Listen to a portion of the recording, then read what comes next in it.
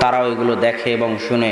জনগণ মানতে চায় না, এই জন্য সরকার টিকতে পারে না। তার মানে হচ্ছে জোরপূর্বক ক্ষমতা দিয়ে ইসলাম কায়েম রাখা যায় না, বরং মানুষকে দাওয়াত দিয়ে মানুষের অন্তর পরিবর্তন করে ইসলাম ঠিক রাখতে হবে। এই জন্য মুসা আলাইহিস সালাম কোনোদিন ফেরাউনকে বলেননি যে আপনার ক্ষমতাটা আমাকে দিয়ে দিন। এদেশের মানুষ যদি জানে ভোটাভুটি করে ক্ষমতায় যাওয়া যাবে না, ভোট দেওয়াও যাবে না, ভোট চাওয়াও যাবে না, এদেশের 100% মানুষ যদি জেনে যায় ভোট কেন্দ্রে কেউ যাবে না, তখন এদেশের নেতৃবৃন্দ মানতে বাধ্য হবে। এই কথাগুলো যারা বলছে তারাই হকপন্থী। এইভাবে নেতৃত্ব নির্বাচন হবে। যারা লম্বা লম্বা বক্তৃতা দিয়ে ইউটিউব গরম করে দিচ্ছ, ফেসবুক গরম করে দিচ্ছ, তোমার মিথ্যা কথার জন্য কালকে আমাদের দিন তোমাকে জবাব দিতে হবে। তোমার মিথ্যা বক্তব্যের জন্য জবাব দিতে হবে।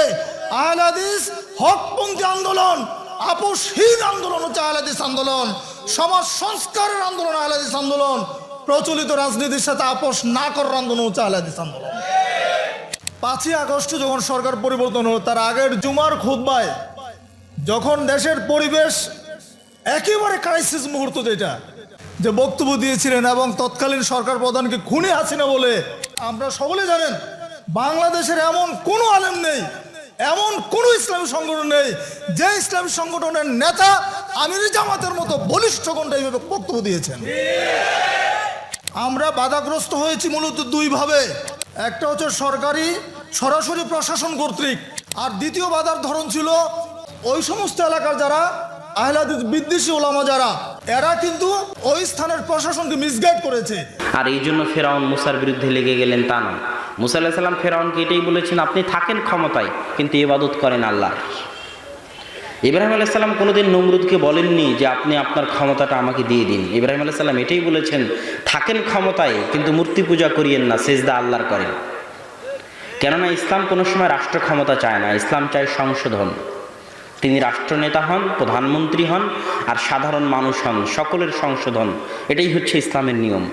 আর এই জিনিসটাতেই যারা খারিজি তারাও ভুল করেছে, এবং খারিজিদের সাথে আরও একদল মানুষ তারাও ভুল করেছে। তারা মনে করেছে এরা অস্ত্র দিয়ে ক্ষমতা দখল করতে চায়, অতএব আমরা অস্ত্র নয়, আমরা ভোট দিয়ে ক্ষমতা দখল করব। আছে না নাই? ভোট দিয়ে ক্ষমতা দখল করতে। অথচ তারা জানে না যে 5 বছর পর পর যদি ক্ষমতা চেঞ্জ হয়, এই গণতন্ত্রের মাধ্যমে আমেরিকা ইসরায়েল তাদের সুযোগ রাখে যে এবার 5 বছর গেল তো এবার বাংলাদেশে কাকে ক্ষমতায় আনা যায়, এটা তখন আমেরিকা ভাবে। 5 বছর পর একটা চান্স পায় কাকে ক্ষমতায় আনা যায় এবং তার মাধ্যমে কি আদায় করা যায়। বারবার বিপক্ষ পার্টিকে কার্ড দেয় যে আপনাকে যদি ক্ষমতায় আনি তাহলে এটা এটা দিতে হবে। কথা কি বুঝতে পারছেন? তাহলে 5 বছর পর পর ক্ষমতা পরিবর্তনের একটা চান্স কে পায়? গুরুরা পায়। এর জন্যই গণতন্ত্র রাখা। ইসলাম কোনো সময় মানুষকে বলে না, ইসলামে এই থিওরি নাই যে কেউ সরকার ক্ষমতায় গেলে তার ক্ষমতা চেঞ্জ করতে হবে, এই থিওরি নাই। ইসলামের থিওরি হচ্ছে যে ক্ষমতায় গেছে ওকে বলো আপনি ক্ষমতায় থাকেন কিন্তু দেশ চালান ভালোভাবে আল্লাহর নিয়ম অনুযায়ী, আল্লাহর বিধান অনুযায়ী। এটা হলো ইসলামের নিয়ম। এই জন্য দাওয়াতি কাজ করতেন। আহমদ বিন হাম্বল জেলখানায় থেকেছেন, তৎকালীন শাসক কোরআনকে আল্লাহর বাণী মানতে অস্বীকার করেছে, আর কোরআনকে যে আল্লাহর বাণী মানবে না সে কাফের হয়ে যাবে। তারপরেও আহমদ বিন হাম্বল কোনোদিন বলেননি চলো বিদ্রোহ করি। হাজার হাজার লাখ লাখ ছাত্র আহমদ বিন হাম্বলের, কত ছাত্র নেবেন? ইমাম আবু দাউদ ওই জামাই পড়তেন যেই রকম জামা আহমদ বিন হাম্বল পড়তেন। ইমাম আবু দাউদ ওইভাবে হাঁটতেন যেভাবে আহমদ বিন হাম্বল হাঁটতেন। কেননা ইমাম আবু দাউদ বিশ্বাস করতেন যে আহমদ বিন হাম্বলের চাইতে হাদিস বিষয়ে জ্ঞানী পৃথিবীতে কেউ নাই। আর আহমদ বিন হাম্বল যদি হাদিস বিষয়ে সবচেয়ে জ্ঞানী হয় তাহলে আল্লাহর রাসূল বিষয়ে সবচেয়ে জ্ঞানী আহমদ বিন হাম্বল। অতএব আল্লাহ রাসূল কিভাবে চলতেন এই বিষয়ে সবচেয়ে জ্ঞানী আহমদ বিন হাম্বল, আল্লাহ রাসূল কিভাবে খেতেন এই বিষয়ে সবচেয়ে জ্ঞানী আহমদ বিন হাম্বল। তাই আহমদ বিন হাম্বল যখন এভাবে চলে, এভাবে খায়, এভাবে হাঁটে, তা আমি আবু দাউদ আর কি করবো? আমিও আহমদ বিন হাম্বলের মতো চলি, খাই, হাঁটি। এটা হলো ইমাম আহমদ বিন হাম্বলের একজন ছাত্র ইমাম আবু দাউদ। আহমদ বিন হাম্বলের একজন ছাত্র ইমাম বুখারী। এরকম শত শত হাজারো ছাত্র আছে। আহমদ বিন হাম্বল চাইলে বিদ্রোহের ডাক দিলে একদিনই রাজপথে বেরিয়ে আসতো এরকম হাজারো লাখো ছাত্র। আহমদ বিন হাম্বলের ছিল 10 লক্ষ হাদিসের হাফেজ, কিন্তু তিনি ডাক দেননি। শাইখুল ইসলাম ইবনে তাইমিয়া 8 বার জেল খেটেছেন, জেলখানাতেই মারা গেছেন, কিন্তু কোনোদিন বলেননি যে সরকারের বিরুদ্ধে বিদ্রোহ করতে হবে, সরকারের বিরুদ্ধে বিদ্রোহের ডাক দিতে হবে। তিনি চাইলে পারতেন। তিনি যোদ্ধা মানুষ। ইবনে তাইমিয়া রাহিমাহুল্লাহ শুধু লেখক মানুষ নন, শুধু জ্ঞানী পণ্ডিত মানুষ নন, একাধারে যদি কারো ভিতরে জ্ঞান লেখনী, হাদিসের জ্ঞান, কোরআন এবং হাদিসের জ্ঞান, লেখনীর জ্ঞান এবং জেহাদে শরীক হওয়ার ফজিলত জমা হয়ে থাকে, তাহলে তাদের একজন হচ্ছেন শাইখুল ইসলাম ইবনে তাইমিয়া, তাদের একজন হচ্ছেন আব্দুল্লাহ বিন মুবারক রাহিমাহুল্লাহ। তারা যেমন জেহাদে অংশগ্রহণ করতেন সেরকম তারা লেখনী এবং বিভিন্ন জগতে তাদের পদচারণা ছিল। শাইখুল ইসলাম ইবনে তাইমিয়া রাহিমাহুল্লাহ হালাকু খা, চেঙ্গিস খা এদের বিরুদ্ধে যুদ্ধে অবতীর্ণ হয়েছেন। যেই সরকার তাদেরকে জেলখানায় বন্দি করে রেখেছে ওই সরকারের সাথেই, তবুও তাদের বিরুদ্ধে বিদ্রোহের ডাক দেননি। মাওলানা আহমদ সারহিন্দি, যাকে বলা হয় মুজাদ্দেদে আলফে সানি নামে, যিনি এই দেশে পরিচিত, তিনি বাদশাহ আকবরের সময়ের আলেম। বাদশাহ আকবর যখন দিনে ইলাহি নিয়ে আসলো, দিনে ইলাহি মানে হিন্দু আর ইসলাম দুটাকে মিলিয়ে একটা ধর্ম, সেটা হলো দিনে ইলাহি। এটা হচ্ছে বাদশাহ আকবরের দিন। তখন মুজাদ্দেদে আলফে সানি এটার কঠিন বিরোধিতা করলেন। বাদশাহ আকবর তাকে জেলখানায় ঢুকিয়ে দিলেন। কিন্তু মুজাদ্দেদে আলফে সানি কোনোদিন বলেননি চলো বাদশাহ আকবরের বিরুদ্ধে বিদ্রোহ করি। তিনি চেষ্টা করে গেছেন মরা পর্যন্ত বাদশাহ আকবরকে সংশোধন করার, বিদ্রোহ করে ক্ষমতা থেকে সরানোর নয়। কেন এত বড় বড় আলেম ওলামা এই কাজে কেন হাত দিলেন না? এই কাজে হাত না দেওয়ার সবচেয়ে বড় কারণ হচ্ছে এই কাজে হাত দিলে নিরাপত্তা চলে যায়। নিরাপত্তা বুঝেন? নিরাপত্তা হচ্ছে আসমানের নিচে জমিনের উপর যতগুলো নেয়ামত আছে তার মধ্যে সবচেয়ে বড় নেয়ামত হচ্ছে নিরাপত্তা। আজকে সিরিয়ার মুসলমানদেরকে জিজ্ঞেস করবেন নিরাপত্তার নেয়ামত কাকে বলে।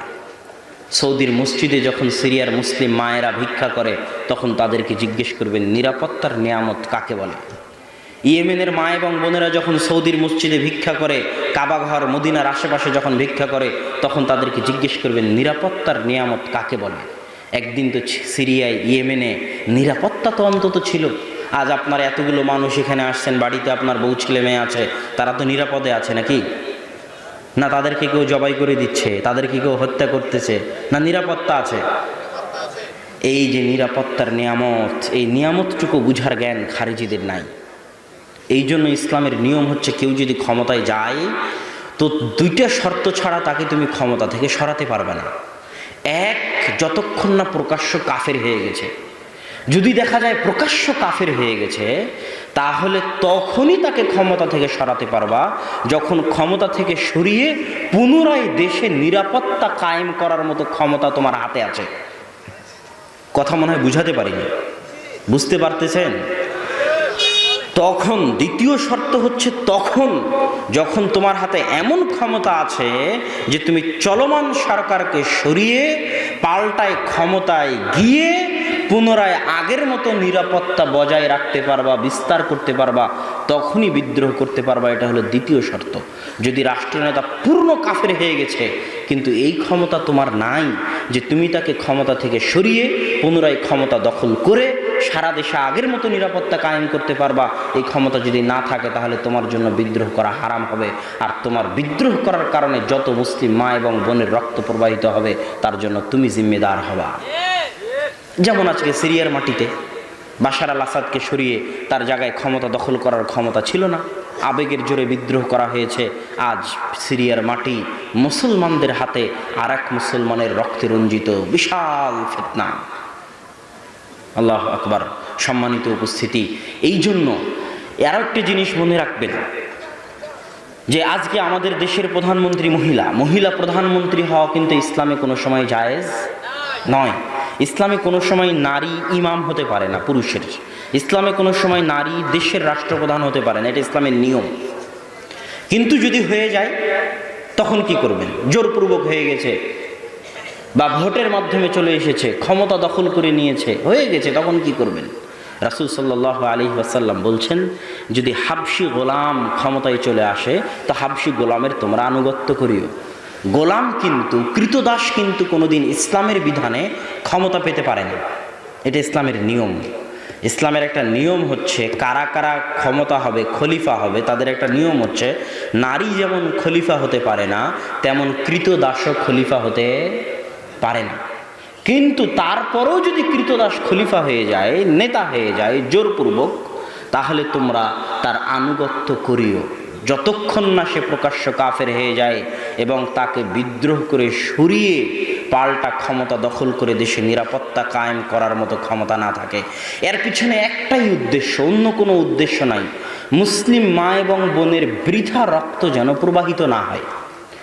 আমরা মুসলিম মা এবং বোন এবং মুসলমান ভাইয়ের রক্তের মূল্যটা বুঝি না, যে ইসলামে তাদের রক্তের মূল্য কতটুকু।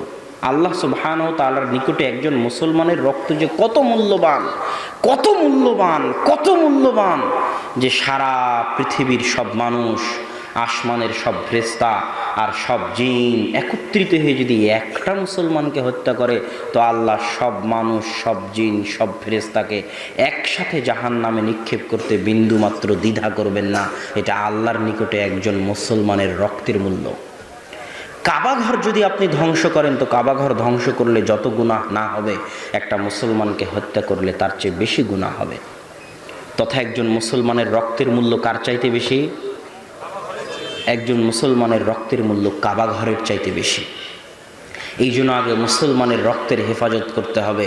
এই জন্য অত সহজে এই জাতীয় খারিজি চিন্তাধারা এগুলোর মধ্যে যাওয়া যাবে না, এগুলো থেকে দূরে থাকতে হবে, বরং সংশোধনের চেষ্টা করতে হবে। আর সংশোধনের চেষ্টার মধ্যেই বরকত আছে। কেমনে সংশোধনের চেষ্টার মধ্যে বরকত আছে? মানুষ হতাশ হয়ে জিজ্ঞেস করে, আমি যখন বক্তব্য দিই এই বিষয়ের উপর, যখন বক্তব্য দিই এই বিষয়ের উপর আমার বিস্তারিত বক্তব্য আছে, ইসলামপুর দিনাজপুর একটা মসজিদে প্রায় 1.5-2 ঘন্টার আলোচনা আছে, মানুষ তখন হতাশ হয়ে জিজ্ঞেস করে, আজকে তাহলে ফিলিস্তিনের কি হবে? আজকে তাহলে মায়ানমার রোহিঙ্গাদের কি হবে? আজকে তাহলে চীনের মুসলমানদের কি হবে? আপনি যখন সবাইকে জঙ্গি বানিয়ে দিলেন, সবাইকে সন্ত্রাসী বানিয়ে দিলেন, তাহলে এই মুসলমানদের রক্ষা করবে কে, বাঁচাবে কে? আমি তাদের উদ্দেশ্য করে বলি যে পৃথিবী থেকে মানুষকে শিক্ষা নিতে হয়। পৃথিবী পরিচালনায় আল্লাহর কিছু নীতি থাকে, সুন্নাতুল্লাহ ফি তাদবিরিল আরজ, আল্লাহর নীতি পৃথিবী পরিচালনায়।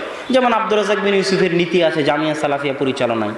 তো কেমনে জানবেন যে জামিয়া সালাফিয়া 3 বছর থাকে, 5 বছর থাকে, 10 বছর থাকে? সে অবশ্যই বলতে পারবে আব্দুর রাজ্জাক বিন ইউসুফ এইভাবে জামিয়া সালাফিয়া চালায়, তাই নয় কি? তাহলে আল্লাহ কিভাবে পৃথিবী চালায় এটা কেমনে জানবেন? 1500, 1000, 2000 বছরের ইতিহাস। ইব্রাহিম আলাইহিস সালামের কাহিনী পড়ুন, আদম আলাইহিস সালামের কাহিনী পড়ুন, ইউসুফ আলাইহিস সালামের কাহিনী পড়ুন, মুসা আলাইহিস সালামের কাহিনী পড়ুন। পৃথিবীর সব ইতিহাস যখন আপনার সামনে চলে আসবে, তখন আপনি দেখতে পাবেন যে আল্লাহ পৃথিবী কিভাবে চালায়। এটা আল্লাহর পৃথিবী পরিচালনার নীতিগুলো আপনার সামনে স্পষ্ট হয়ে যাবে। তো আল্লাহর পৃথিবী পরিচালনার নীতি থেকে গত 1500 বছরের ইতিহাসে দেখা যায় যে মুসলমানেরা আজকে যতটা বিপদের সম্মুখীন, এর চাইতে হাজারো গুণ, শতগুণ বিপদের সম্মুখীন ছিল দুটো সময়।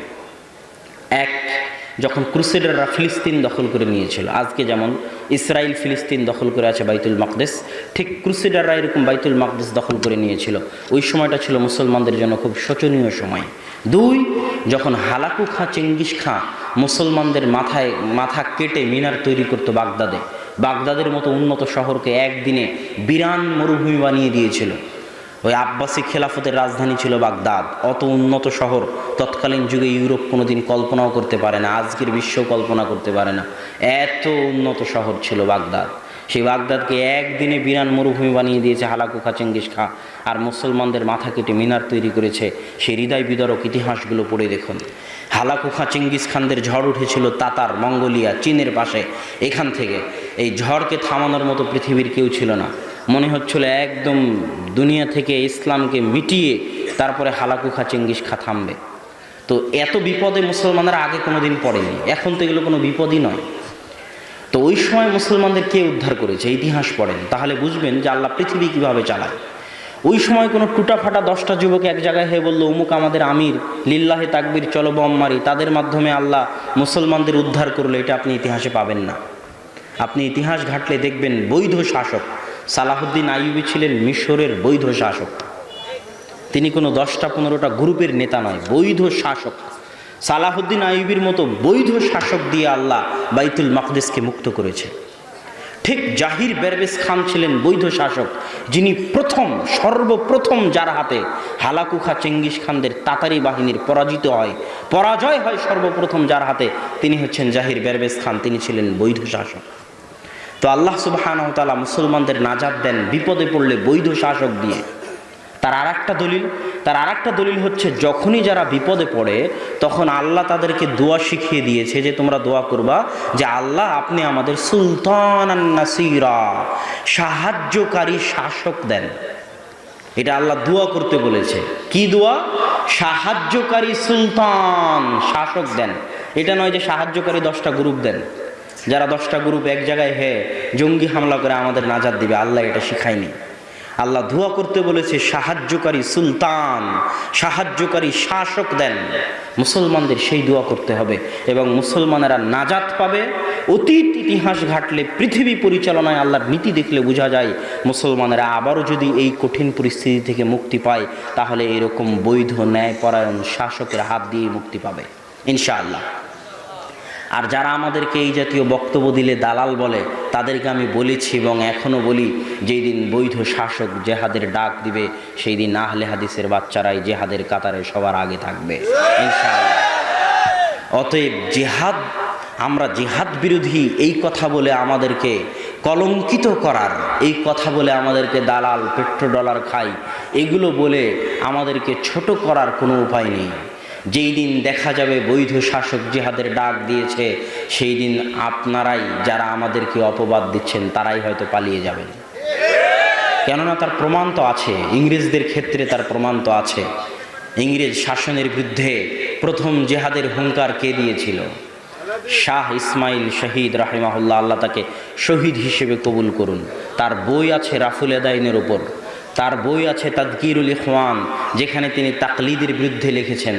তার বই আছে তাকবিয়াতুল ইমান, যেখানে তিনি শিরক বেদাতের বিরুদ্ধে লিখেছেন। ভারত পাকিস্তানের মাটিতে কেউ এতটা কঠোরভাবে, কঠিনভাবে শিরক বেদাতের বিরুদ্ধে লিখেছে, এটা মনে হয় দুনিয়ার মানুষ জানতই না। তিনি হচ্ছেন শাহ ইসমাইল রাহিমাহুল্লাহ। তিনি রাফুল আদায়ন করতেন, 25,000 হাদিসের হাফেজ ছিলেন, তিনি আহলে হাদিস। তিনিই প্রথম ইংরেজদের বিরুদ্ধে জিহাদের ডাক দেন। কিন্তু তার স্বপ্ন এখন পর্যন্ত পূরণ হয়নি। এই কথা বললে তো আবার বিপদে পড়ে যাব। কেন তার স্বপ্ন এখন পর্যন্ত পূরণ হয়নি? তার দলিল হচ্ছে, মুসলমানেরা যখন ক্ষমতা হারায়, তখন পুরো পাক ভারত, বাংলাদেশের ক্ষমতা কাদের হাতে ছিল?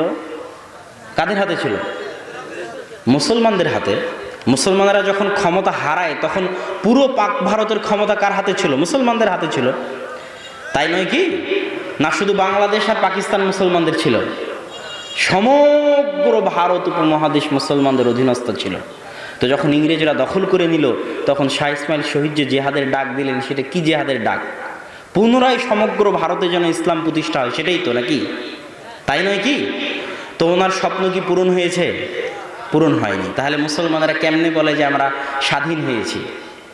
1947 সালে মুসলমানেরা যে দাবি করে আমরা স্বাধীন হয়েছি, আমার দৃষ্টিতে এই দাবি ঠিক নয়। কেন? আজকেও ভারতের পতাকা যে বিল্ডিংয়ে উঠানো হয়, ওই বিল্ডিংয়ের মালিক মুসলমানেরা।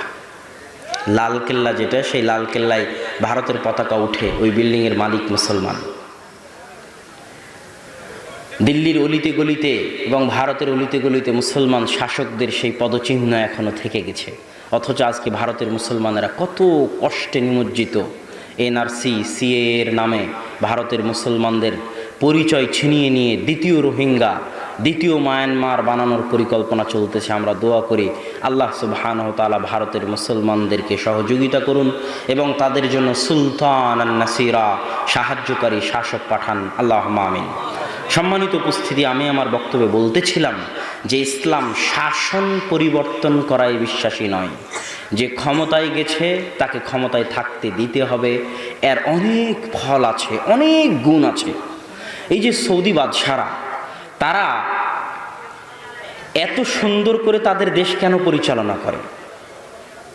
বা যারা দুবাইয়ের বাদশা, তারা এত সুন্দর করে কেন দেশ পরিচালনা করে? তারা জানে যে বংশ পরম্পরায় তারা ক্ষমতায় থাকবে।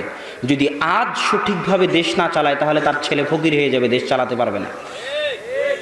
এই চিন্তা তাদের মাথায় থাকে। দুবাইয়ের বাদশার মাথায় এই চিন্তা থাকে, আমি যদি আজ মেরে খাই দুবাইয়ের টাকা, তো দুবাই ধ্বংস হয়ে যাবে, তখন আমার ছেলে দুবাই চালাতে পারবে না। এই যে একটা নিরাপত্তা, যখন আপনি নিরাপত্তা দিয়ে দিলেন, আপনি ক্ষমতায় থাকেন, তখন সে মনোযোগ দিয়ে দেশ পরিচালনা করবে। এটা ইসলাম বুঝে, আর এটাই বাস্তবতা। আর যখন বলবেন তুই 5 বছরের জন্য, তখন অনেক কষ্ট করে টাকা খরচ করে, ভোটে খরচ করে ক্ষমতা এসেছে, এখন বলবে যা খরচ করেছিলাম তা আগে আদায় করি, 5 বছর পর তো চলে যেতে হবে। তখন সারা দেশ লুটে পেটে খেয়ে নিবে। এই জন্য গণতন্ত্র বাংলাদেশের যত ক্ষতি করেছে, পৃথিবীর আর অন্য কোনো দেশের তত ক্ষতি করতে পারেনি। কেন? বাংলাদেশের বয়স তো আর কম হলো না। কোথায় 1971, আর কোথায় 2019, 2020। তো সেখানে যখন বাংলাদেশ স্বাধীন হয় তখন মালয়েশিয়া বাংলাদেশের চেয়ে দরিদ্র দেশ ছিল। আজ মালয়েশিয়া কোথায় পৌঁছে গেছে, আর বাংলাদেশ এখনও মনে করতেছে যে বাংলাদেশের উন্নতি হচ্ছে গার্মেন্টসগুলো, বাংলাদেশের উন্নতি হচ্ছে পদ্মা সেতু, রাস্তাঘাট। এই জিনিসটা বাংলাদেশের মানুষ কেন বুঝে না আমি বুঝি না। অবকাঠামোগত উন্নয়ন কোনোদিন উন্নয়ন নয়। এই বাইতুল হাম জামে মসজিদ, বিশাল বাইতুল হাম জামে মসজিদ তৈরি করলাম, বিশাল জামিয়া সালাফের বিল্ডিং তৈরি করলাম, কিন্তু যে ছাত্র পড়ে সেও পচা, যে শিক্ষক পড়ায় সেও পচা। তো বিল্ডিংয়ের দাম আছে? কোনো দাম নাই। তো অবকাঠামোগত উন্নয়ন কোনোদিন উন্নয়ন নয়। উন্নয়ন হচ্ছে শিক্ষার উন্নয়ন, জ্ঞানের উন্নয়ন। তা আপনি ব্রিজ দিয়ে কি করবেন? ওই ব্রিজে যে ইঞ্জিনিয়ার, সেই ইঞ্জিনিয়ার তো চায় না, আর লেবার তো আপনার বাংলাদেশের। তাহলে এই ব্রিজের কোনো দাম আছে? যেই দিন আপনার ইঞ্জিনিয়ার দিয়ে আপনি পদ্মা ব্রিজ বানাতে পারবেন, সেই দিন বুঝবো যে হ্যাঁ আপনি উন্নত হয়েছেন। ঠিক তেমনি আজকের যে গার্মেন্টসগুলো, গবেষণা পড়ে দেখেন, বাংলাদেশের মানুষ কম শ্রমে বেশি কাজ করে দেয়, এই জন্য গার্মেন্টসগুলো চলে। যখন অন্য দেশের মানুষ কম শ্রমে এত বেশি কাজ করে দিবে, তখন বাংলাদেশের গার্মেন্টসগুলো বন্ধ হয়ে যাবে। এটাই পৃথিবীর নিয়ম, হতে হবে। না হলে যারা পারমাণবিক বম বানাতে পারে তারা একটা প্যান্ট শার্ট বানাতে পারবে না? তাদেরকে প্যান্ট শার্ট কিনতে হবে বাংলাদেশের কাছ থেকে, এটা কোনো কথা হলো? তার মানে কোশ্চিনকালেও এটা উন্নতির আলামত নয়। উন্নতি হচ্ছে শিক্ষায়, আর শিক্ষার জায়গাতেই তো বাংলাদেশ সবচেয়ে পিছিয়ে। যে বিশ্ববিদ্যালয়গুলো থেকে মানুষ শিক্ষা গ্রহণ করবে, ওই বিশ্ববিদ্যালয়গুলোতে তো সব সন্ত্রাসী, ডাকাত আর চোরেরা পড়ে। আর সন্ত্রাসী, ডাকাত আর চোরেরা পড়ায়, নিয়মিত কোনোদিন ক্লাসে আসে না। বিশ্ববিদ্যালয়ের টিচার আসা নাকি লাগে না, আশ্চর্য। অথচ সৌদি আরবে একজন শিক্ষক, বিশ্ববিদ্যালয়, মদিনা বিশ্ববিদ্যালয়ের শিক্ষক, হাই পর্যায়ের টিচার, হাজার হাজার রিয়াল বেতন, তারপর 1 মিনিট ক্লাসে আসলে, দেরিতে আসলে আল্লাহকে ভয় করে যে আমার এই টাকাটা কি হালাল হবে, এটার কি আমি জবাব দিতে পারবো? মদিনা ইসলামী বিশ্ববিদ্যালয়ের শিক্ষক। আর বাংলাদেশের বিশ্ববিদ্যালয়ের শিক্ষক মানে ক্লাসে আসা লাগে না। তাহলে এই টাকার হিসাব কিয়ামতের মাঠে কি দিবে? টাকা তো আমার, আপনার না, তার বাপের। ঢাকা বিশ্ববিদ্যালয়, রাজশাহী বিশ্ববিদ্যালয় চলে কাদের টাকায়? আমার আপনার টাকায়। তাহলে এই যে এই বিশ্ববিদ্যালয়গুলোতে যেখান থেকে মানুষ সঠিক হওয়ার কথা, সেই জায়গাগুলো আজ ধ্বংসের দ্বার প্রান্তে দাঁড়িয়ে আছে। তো সম্মানিত উপস্থিতি, আমরা জঙ্গিদের আলোচনা করছিলাম যে জঙ্গিরা 2টা জায়গায় পা পিছিয়ে গেছে। 1, তারা কাফের রাষ্ট্রকে, মুসলিম রাষ্ট্রকে কাফের রাষ্ট্র মনে করে। 2, তারা কবিরা গুনাহগার মুসলমানকে কাফের মনে করে। অথচ কবিরা গুনাহগার মুসলমান কাফের নয়। দলিল, আল্লাহ সুবহানাহু ওয়া তাআলা কবিরা গুনাহগার মুসলমানকে মুমিন বলে ডেকেছেন কোরআনে। আল্লাহ বলছেন, ইয়া আইয়ুহাল্লাযীনা আমানু তুবু ইলাল্লাহ, হে ইমানদারগণ তোমরা তওবা করো। তো তওবা কে করে? সাগিরা গুনাহ যে করে সে তওবা করে? সাগিরা গুনাহ ওযু করলে ক্ষমা হয়ে যায়, 1 সালাত থেকে আরেক সালাতের মাঝে ক্ষমা হয়ে যায়, 1 জুমা থেকে আরেক জুমার মাঝে ক্ষমা হয়ে যায়, 1 রমজান থেকে আরেক রমজানের মাঝে ক্ষমা হয়ে যায়। কিন্তু কাবিরা গুনাহ করলে তওবা করা লাগে। আর আল্লাহ কাবিরা গুনাহগার মুসলিমকে বলতেছে, ইয়া আইয়ুহাল্লাযীনা আমানু, হে ইমানদারগণ। মানে কবিরা গুনাহ করার পরও সে এখনো কি আছে? মুমিন আছে। কথা মনে হয় বুঝাতে পারিনি। শত শত দলিল পেশ করতে পারবো যে কাবিরা গুনাহ করার পরও মানুষ মুমিন থাকে। ওই যে 99 জনকে হত্যা করলো বানি ইসরায়েলের ব্যক্তি, তারপরে 100 জনকে হত্যা করলো, তাকে আল্লাহ জান্নাতে দেয়নি? যদি সে কবিরা গুনাহ করলে যদি কাফের হয়ে যেত, তাহলে কি সে জান্নাতে যেতে পারতো? অসম্ভব। কবিরা গুনাহ করলে মানুষ ফাসেক হয়, পাপিষ্ঠ হয়, পাপাচারী হয়, তাকে তওবা করতে হয়, কিন্তু সে কাফের হয় না। কেননা কবিরা গুনাহ করলে যদি কাফের হয়ে যায়, তাহলে তওবা করবে কি থেকে? তওবা করার তো কোনো রাস্তাই নেই। শাফাত থাকবে কার জন্য? আল্লাহ রাসূল কিয়ামতের মাঠে কার জন্য শাফাত করবে? যদি কবিরা গুনাহ করলে মানুষ কাফের হয়ে যায়, তো কিয়ামতের মাঠে আল্লাহ রাসূল শাফাত করার জন্য কাউকে পাবে না। কিয়ামতের মাঠে শাফাত করার জন্য, আল্লাহর অঞ্জলিতে উঠার জন্য কোনো মানুষ থাকবে না। যদি কাবিরা গুনাহ করলে মানুষ কাফের হয়ে যেত। এরকম হাজারো শত দলিল পেশ করা যাবে যে কাবিরা গুনাহ করলে মানুষ কাফের হয় না। আর যে দলিলগুলো আমরা পেশ করি, এই দলিলগুলো সব ইমাম বুখারী দিয়ে গেছেন। সহিহ বুখারীর কিতাবুল ঈমান খুলেন, প্রথম অধ্যায়গুলোই হচ্ছে কিতাবুল ঈমান। প্রথম থেকে নিয়ে শেষ পর্যন্ত ইমাম বুখারী দলিল দিতে থেকেছেন যে ঈমান কুফর, এর মধ্যে পার্থক্য আছে। কুফরুন দুনা কুফরিন, যে কোরআন এবং হাদিসে কুফর শব্দ ব্যবহার হলেই কাফের। কোরআন হাদিসে ব্যবহার হয়েছে একজন মুসলমানকে গালি দেওয়া ফাসিকি, আর একজন মুসলমানকে হত্যা করা কুফরি। তার মানে যে মুসলমানকে হত্যা করবে সে কাফের হয়ে যাবে? কথা বলেন। এটারই উত্তর ইমাম বুখারী সহিহ বুখারীতে দিয়েছে যে কুফরের স্তর আছে। কুফুরের স্তর আছে। একটা কুফুর, যেই কুফুর করলে সে পূর্ণাঙ্গ কাফের হয়ে যাবে, আর একটা কুফুর যে গুনাহগার হবে, ফাসেক হবে। এগুলো সব দলিল ইমাম বুখারী রাহিমাহুল্লাহ দিয়ে রেখেছে তার গ্রন্থের মধ্যে। তো সম্মানিত উপস্থিতি, আমরা বলছিলাম তারা কবিরা গুনাহগার মুসলমানকে কাফের মনে করে। এটা হলো তাদের প্রথম বিভ্রান্তি এবং এটা ভুল কথা, এটা চলবে না। বরং কবিরা গুনাহগার মুসলমানেরা ফাসেক, তারা তওবা করে ইসলামে ফিরে আসতে পারে।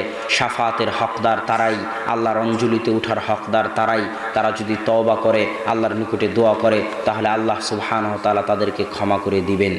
তারা হচ্ছে ফাসেক মুমিন।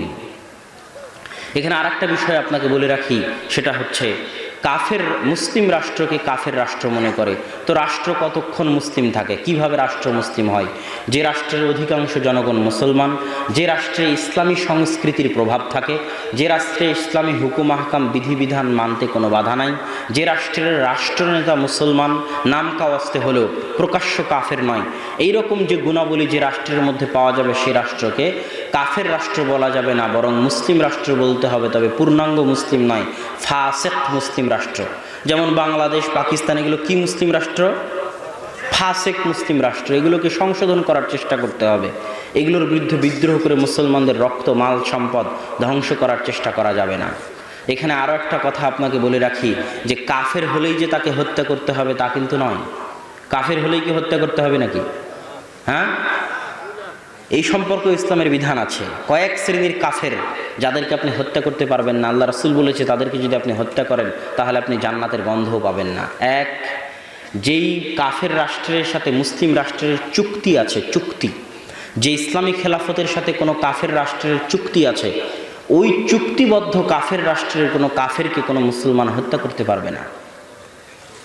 দুই, যেই কাফের রাষ্ট্র থেকে কোনো ব্যক্তি মুসলমান রাষ্ট্রে এসেছে নিরাপত্তা নিয়ে, রাষ্ট্র বলেছে আমি তাকে নিরাপত্তা দিলাম।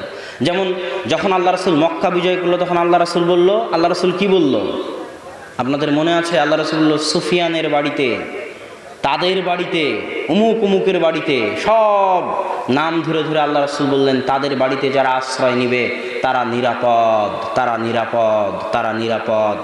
মানে রাষ্ট্র তাদেরকে কি দিয়ে দিল? নিরাপত্তা দিল। এখন আল্লাহর রাসূলের অধীনস্থ কোনো ব্যক্তি তাদের গায়ে হাত উঠাতে পারবে না। ঠিক যখন কোনো কাফের কোনো মুসলিম রাষ্ট্রে ঢুকবে, মুসলিম রাষ্ট্র তাকে ভিসা দিয়েছে। ভিসা দেওয়া মানে কি দেওয়া? নিরাপত্তা দেওয়া। তো যে ভিসা নিয়ে এসেছে তাকে আপনি হত্যা করতে পারবেন না, কেননা মুসলিম রাষ্ট্র তাকে নিরাপত্তা দিয়েছে। তাকে নিরাপত্তা দেওয়া আপনার জিম্মেদারি। আপনার সরকার তাকে নিরাপত্তা দেওয়ার ওয়াদা করেছে, তাকে নিরাপত্তা দেওয়া আপনার জিম্মেদারি। যদি আপনি তাকে হত্যা করেন, আপনি জান্নাতের গন্ধ পাবেন না, আল্লাহ রাসূলের হাদিস। তিন, যে কাফের মুসলিম রাষ্ট্রে বসবাস করে জিজিয়া দিয়ে, কর দিয়ে, কর দিয়ে যে কাফের মুসলিম রাষ্ট্রে বসবাস করে তার রক্ত হারাম, তাকে আপনি হত্যা করতে পারবেন না। শুধু তাই নয়, এমনকি যুদ্ধরত অবস্থায় যে দেশের সাথে যুদ্ধ চলতেছে তাকে বলা হয় দারুল হারব আর দারুল ইসলাম। দারুল ইসলাম আর দারুল হারবে যুদ্ধ চলতেছে। তো যে দেশের সাথে যুদ্ধ চলতেছে ইসলামিক খেলাফতের, ওই দেশেরও নারী, শিশু, বয়োবৃদ্ধ যারা যুদ্ধের মাঠে আসেনি, তারা কাফের হওয়ার পরও আপনি তাদেরকে হত্যা করতে পারবেন না। এটা ইসলামের নিয়ম। তো সম্মানিত উপস্থিতি, ইসলাম মানে, ইসলামের চেহারাকে আজ জঙ্গিরা বিকৃত করে ফেলেছে। যেখানে সেখানে আমেরিকা সহ বিভিন্ন দেশে বোমা হামলা করে মনে করতেছে যে না, এটা ইসলামে জায়েজ। জি না, ইসলামে শুধু রাষ্ট্রের অধীনে জেহাদ জায়েজ। রাষ্ট্র ক্ষমতা ছাড়া কিছু কিছু ইবাদত আছে যেগুলো ইসলামে চলে না। যেমন হজ রাষ্ট্র ক্ষমতা ছাড়া চলে না। মক্কায় কোন তারিখে, কয় তারিখে হজ হবে, আপনি বাংলাদেশ থেকে গিয়ে যদি বলেন আমি আমার তারিখে হজ করব, আর ওই আফ্রিকা থেকে এসে যদি বলে আমি আমার তারিখে হজ করব, হবে না। সৌদি বাদশাহ, সৌদি খলিফা, সৌদির যারা শাসক, তারা যেই দিন ঘোষণা দিবে যে এই তারিখে হজ হবে, আপনি যেখানকারই হন না কেন, আপনার দেশ যেখানেই হোক না কেন, আপনি যে মতই মানেন না কেন, যে ধর্মই মানেন না কেন, যে ফতোয়াতেই বিশ্বাস করেন না কেন, শাসক যেই দিন হজের ঘোষণা দিয়েছে সেই দিনে হজ হতে হবে। এটা ইসলামের নিয়ম। ঠিক ঈদ, আপনি এক গ্রামে আজকে ঈদ করবেন, আর একজন আর এক গ্রামে ঈদ করবে, এটা ইসলাম বিশ্বাস করে না। আপনার ফতোয়া যেটাই হোক, ফতোয়া একদিনে ঈদ করা হোক আর ফতোয়া আলাদা দিনে ঈদ করা হোক, কিন্তু রাষ্ট্র যেই দিন ঈদের ঘোষণা দিবে, আপনার ফতোয়া যেটাই হোক, আপনাকে ওই দিনে ঈদ করতে হবে। এইরকম জিহাদ, ইন্নামাল ইমামু জুন্নাতুন ইউকাতালু মিন ওয়ারাইহি, ইমাম হচ্ছে ঢাল, তার পিছনে থেকে জিহাদ করতে হয়। ইমাম মানে রাষ্ট্রনেতা, তার পিছনে থাকা ছাড়া, তিনি সামনে থাকা ছাড়া যুদ্ধ হয় না। তো সম্মানিত উপস্থিতি, আমরা সঙ্গে দিচ্ছিলাম যে আমরা কাফের রাষ্ট্র, মুসলিম রাষ্ট্র সারাদিন যতই আনন্দ দিবেন, যত দান করবেন, এটা ঐচ্ছিক। ইসলামের বাৎসরিক সম্মেলন আছে, যেমন তাবলিগ জামাতের আছে টঙ্গীতে, সেটা হচ্ছে হজ, যেতে বাধ্য যদি ক্ষমতা থাকে। ইসলামের প্রশিক্ষণ কর্মশালা আছে অন্যান্য সংগঠনের মতো, সেটা সিয়াম, 1 মাসের প্রশিক্ষণ কর্মশালা। ঠিক ইসলামের শাখা অফিস আছে, যেমন অন্য সংগঠনের আছে। মসজিদ হচ্ছে ইসলামের শাখা অফিস। যারা ইসলাম নামক সংগঠনের সদস্য থাকতে চায়, দিনে 5 বার তাদেরকে মসজিদে হাজিরা দিতে হবে। হাজিরা না দিলে ইসলামের জামাত থেকে, মুসলমানদের জামাত থেকে সে বের হয়ে যাবে। এর নাম হচ্ছে জামাত, আর এর নাম হচ্ছে কিতাবুল ইমারা। কিতাবুল ইমারার হাদিসগুলো পড়েন, সব রাষ্ট্রনেতার সাথে সম্পৃক্ত। আল্লাহ রাসূল বলছে, সে মারুক পিটুক, তার তোমরা আনুগত্য করো। তো সম্মানিত উপস্থিতি, এখানে আরও একটা কথা বলি, যেটা বলছিলাম যে বিচার ব্যবস্থা ছাড়া আপনি কোনো বিধান বাস্তবায়ন করতে পারবেন না।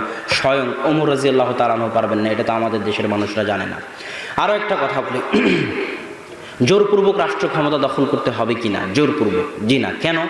আল্লাহ সুবহানাহু ওয়া তাআলা আপনার উপর যাকাত ফরজ করেছে। কখন? যখন আপনি নিসাব পরিমাণ সম্পদের মালিক।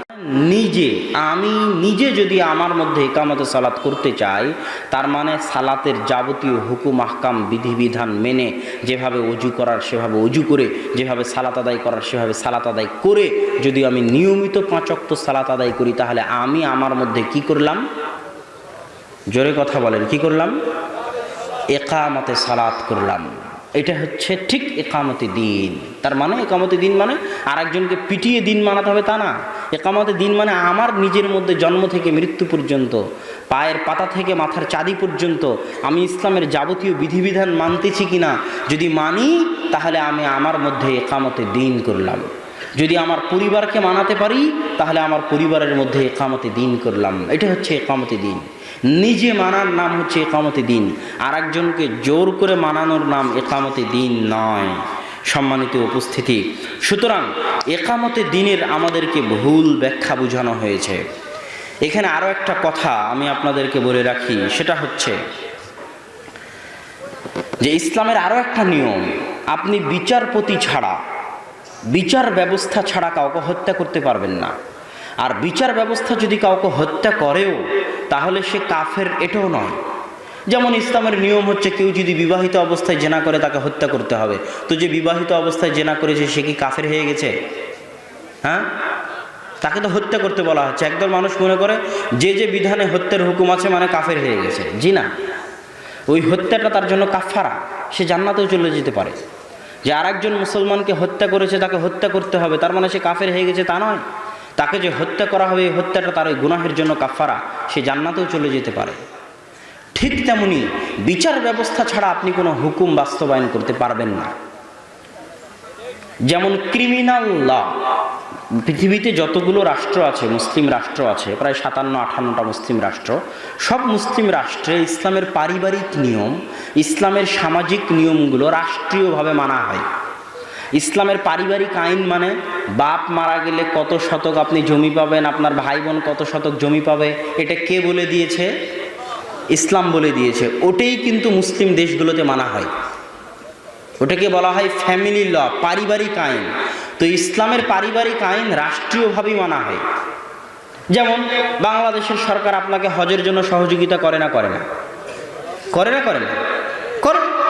বাংলাদেশের সরকার আপনার ঈদ বাস্তবায়ন করতে সহযোগিতা করে না? করে না? করে। তাহলে ইসলামের যেগুলো সামাজিক বিধিবিধান আছে, ইসলামের যেগুলো পারিবারিক বিধিবিধান আছে, সেগুলো প্রায় অধিকাংশ মুসলিম রাষ্ট্র মানে, রাষ্ট্রীয়ভাবে মানে। রাষ্ট্রগুলো কি মানে না? ইসলামের ক্রিমিনাল ল মানে না। অপরাধ সংক্রান্ত ইসলামের যে বিধিবিধানগুলো আছে, এগুলো কোনো রাষ্ট্র মানে না, সৌদি ছাড়া। অপরাধ সংক্রান্ত কি আছে? চুরি করলে হাত কাটতে হবে, কেউ যদি মদ পান করে তাহলে 40 লাঠি 80 লাঠি পিটাতে হবে, কেউ যদি জেনা করে তাকে রজম করতে হবে, অবিবাহিত হলে 100 লাঠি পিটাতে হবে, দেশ থেকে তাড়াতে হবে। এই যে অপরাধ সংক্রান্ত যে আইনগুলো আছে, এগুলো কোনো মুসলিম রাষ্ট্র, অধিকাংশ মুসলিম রাষ্ট্র মানে না। তো এখন আপনি কি জোর করে এই অপরাধ সংক্রান্ত বিধিবিধানগুলো বাস্তবায়ন করবেন? হ্যাঁ, এটার উত্তর কি? এটার দলিল কি? এটার দলিল হচ্ছে স্বয়ং খলিফা ওমর যদি কাউকে নিজে চোখে জেনা করতে দেখে, তো খলিফা ওমর তার উপর জেনার হদ কায়েম করতে পারবে না সাক্ষী ছাড়া। এটা ইসলামের নিয়ম। খলিফা ওমর শাসক, ক্ষমতায় আছে, স্বচক্ষে দেখতেছে জেনা করতে, কিন্তু তিনি হদ কায়েম করতে পারবেন না। বিচারক লাগবে, সাক্ষী লাগবে, সাক্ষী আসবে, সাক্ষীরা সাক্ষী দিবে, বিচারক বিচার শোনাবে, তারপরে হদ কায়েম হবে। এটা ইসলামের নিয়ম। এটা কিন্তু আমরা জানি না, আমাদের দেশের মানুষজন জানে না। কিতাবুল ইমারা, কিতাবুল ইমারার যে হাদিসগুলো আছে, এই হাদিসগুলো যদি বাংলাদেশে পড়া হয়, কিতাবুল ইমারার হাদিসগুলো বাংলাদেশে দুইভাবে বিকৃত হয়ে গেছে। সহি মুসলিম খুলবেন, সহি মুসলিম খুলে কিতাবুল ইমারা বের করবেন। কিতাবুল ইমারার যে হাদিসগুলো আছে এগুলো বাংলাদেশে দুইভাবে বিকৃত হয়ে গেছে। এক, কিতাবুল ইমারার সব হাদিস নিয়ে চলে গেছে দল আর সংগঠন। বাংলাদেশে যত দল আছে, সেটা তাবলিগ জামাত হোক, জামাত ইসলাম হোক, হাস্যকর ব্যাপার যে কিতাবুল ইমারার সব হাদিস দল নিয়ে চলে গেছে। দলের আমির তো কিতাবুল ইমারাতে যে হাদিসগুলো আছে তার হাদিসগুলো ওর জায়গায় গিয়ে ফিট করা হয়, জামাতের যে হাদিসগুলো আছে সেগুলো দলের সাথে গিয়ে ফিট করা হয়। এটা গেল কিতাবুল ইমারার উপর প্রথম জুলুম। দ্বিতীয় জুলুম হলো কিতাবুল ইমারার হাদিসগুলো মূলত রাষ্ট্রনেতার সাথে সম্পৃক্ত, অথচ রাষ্ট্রনেতার সাথে কেউ কিতাবুল ইমারার হাদিস পড়ে না, সব শুধু দলনেতার সাথে কিতাবুল ইমারার হাদিস আর জামাতের হাদিস। অথচ জামাত মানে রাষ্ট্রের সাথে থাকা, আর আমির মানে রাষ্ট্রের আমির। আমির শব্দটা বাংলাবে কি বলে ওর নাম, ইসলামের ইতিহাসে আমির শব্দটা কোনোদিন রাষ্ট্রনেতার বাইরে ব্যবহার হয়েছে এটা পাওয়া যায় না। গত 100, 150, 200 বছর আগে রাষ্ট্রনেতার বাইরে ব্যবহার হয়েছে এটা পাওয়া যায় না। এখনও মদিনার আমির আছে, মক্কার আমির আছে।